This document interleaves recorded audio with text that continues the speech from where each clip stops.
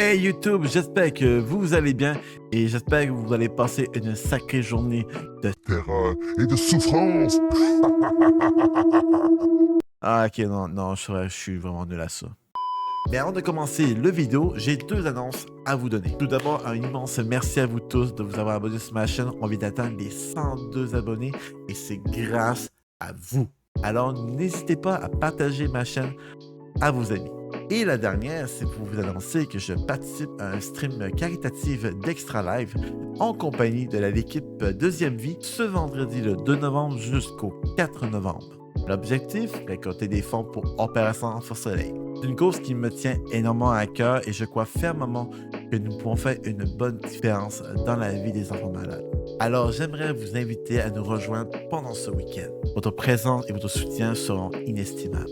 Vous savez bien, aujourd'hui, c'est l'Halloween, c'est la journée idéale pour la chasse de bonbons, les costumes et aussi même de se taper des bons vieux films classiques comme les Freddy Krueger, les Jason, les Michael Myers, les Dracula, enfin, tous des bons vieux films classiques des films d'horreur. Mais ce que je préfère le plus, et je pense que tout le monde le sait déjà, les jeux d'horreur. Alors, je vais vous présenter les top 10 des jeux d'horreur qui m'ont fait extrêmement hurler de peur. Et croyez-moi, certains de ces jeux-là m'ont empêché de dormir pendant des jours. Alors c'est parti pour le top 10 des jeux d'horreur.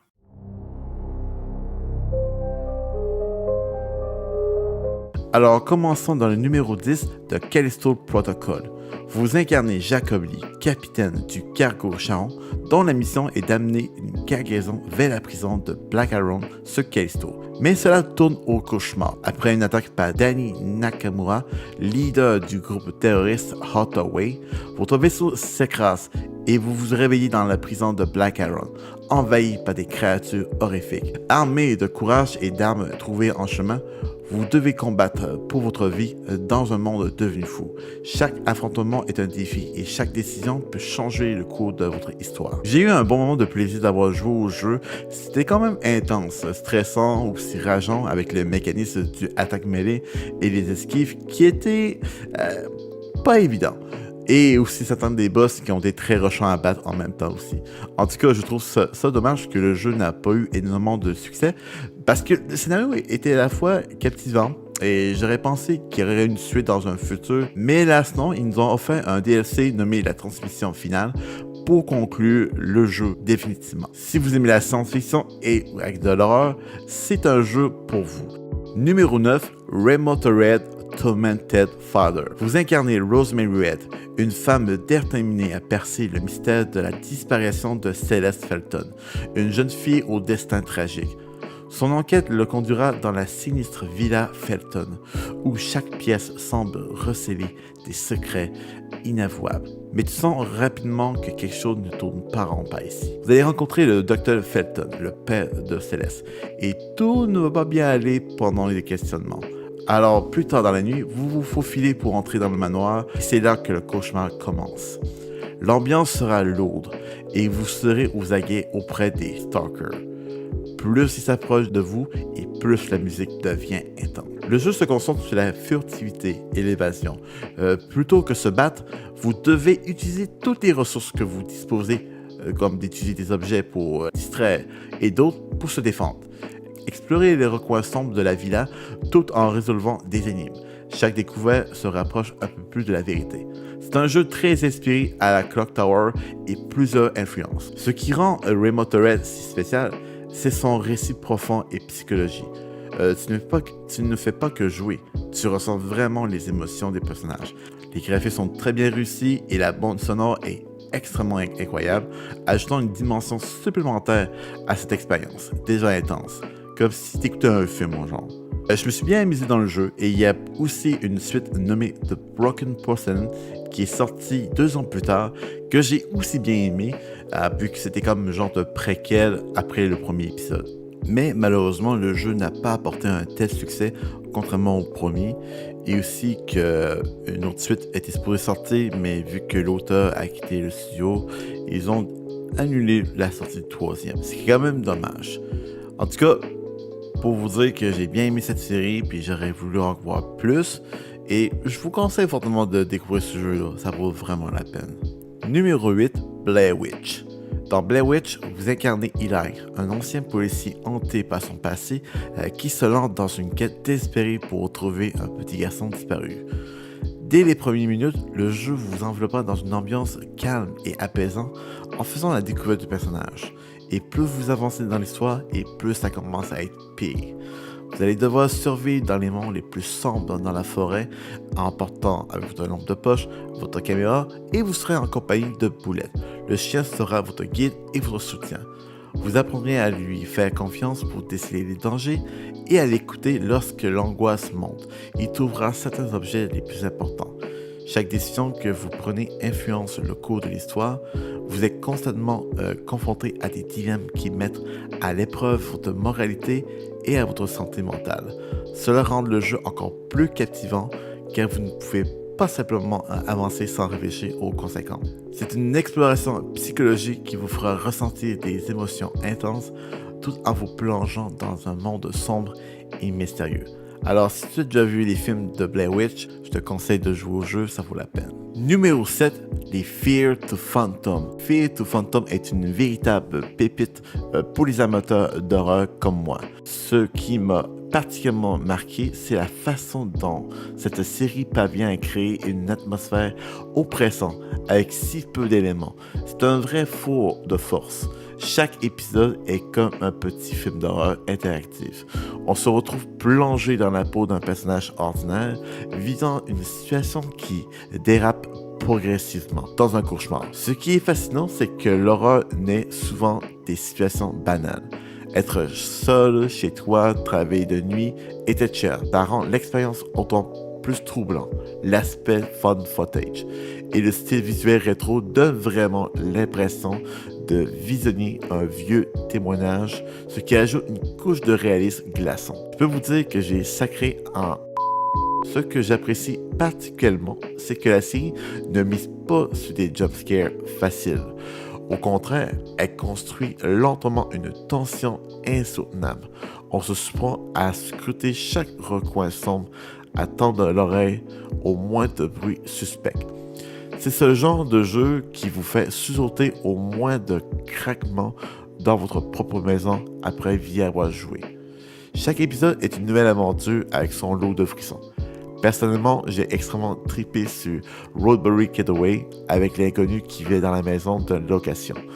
La vidéo est disponible sur ma chaîne, by the way. Alors, si vous n'avez jamais fait des épisodes de Fear to Phantom, je vous conseille fortement d'y jouer. Numéro 6, Alien Isolation. Alien Isolation est une véritable plongée dans l'univers terrifiant de la franchise Alien.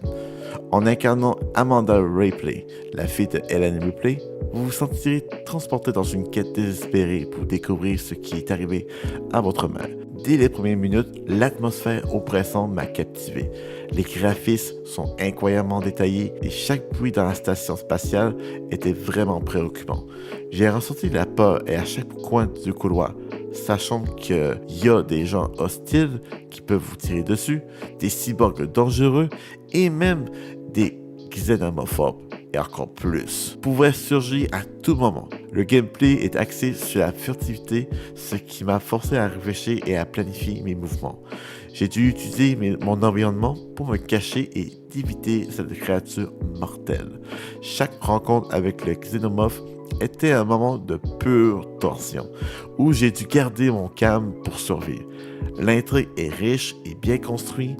En explorant la station, j'ai découvert des journaux et des enregistrements qui ajoutent de la profondeur à l'histoire. Aussi même en récupérant les pièces, vous pourrez construire des fabrications qui vont vous permettre à survivre pendant votre période. Alors si tu cherches un jeu qui va te faire stresser et à te donner des angoisses, c'est un jeu qu'il te faut. Et en plus, on vient de savoir que le deuxième épisode est en développement. Fait qu'on attend des nouvelles, on sait pas quand il va sortir, mais j'ai très hâte d'y jouer. Numéro 5, Alan Wake 2. Si tu es un fan de jeux d'horreur psychologie, Alan Wake 2 pourrait bien devenir ton nouveau coup de cœur. Dans ce chapitre, le célèbre écrivain Alan Wake se retrouve piégé dans le Dark Place depuis maintenant 13 ans, où il doit lutter contre des forces surnaturelles. Mais pendant ce temps-là, une série de meurtres rituels se produit à Brickfall. Vous allez incarner aussi un autre personnage dans le jeu, Saga Anderson, une agent du FBI réputée, arrive pour enquêter sur les meurtres. Elle découvrira des pages d'une histoire d'horreur qui commence à se réaliser autour d'elle. Celle-ci a été écrite par Alan Wake, afin qu'il puisse s'échapper du cauchemar au-delà du monde réel dans lequel il est emprisonné. Le jeu propose une expérience immersive avec des graphismes de haute qualité, une narration captivante et des mécanismes de gameplay innovants. Explorer des environnements variés, résoudre des énigmes et affronter des ennemis terrifiantes.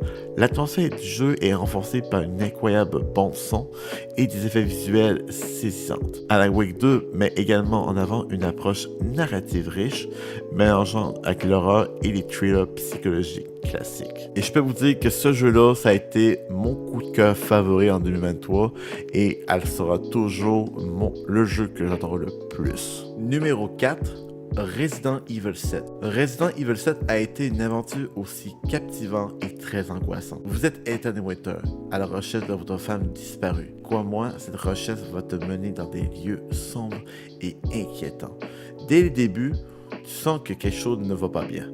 La plantation abandonnée en Louisiane, avec sa végétation luxuriante et ses ombres menaçantes, crée une ambiance oppressante. La famille Baker, une famille très étrange et hostile, vous mettront à l'épreuve à chaque instant. Ce qui est fascinant avec Resident Evil 7, c'est son retour aux sources à l'horreur. Il combine exploration, tension et une narration captivante pour vous offrir une expérience unique. J'ai hyperement aimé l'histoire du jeu, les sursauts qu'on peut vivre et voir de près, et les créatures sont extrêmement incroyables. Sérieusement, je te conseille fortement ce jeu-là. Numéro 3, de Mortual Assistance.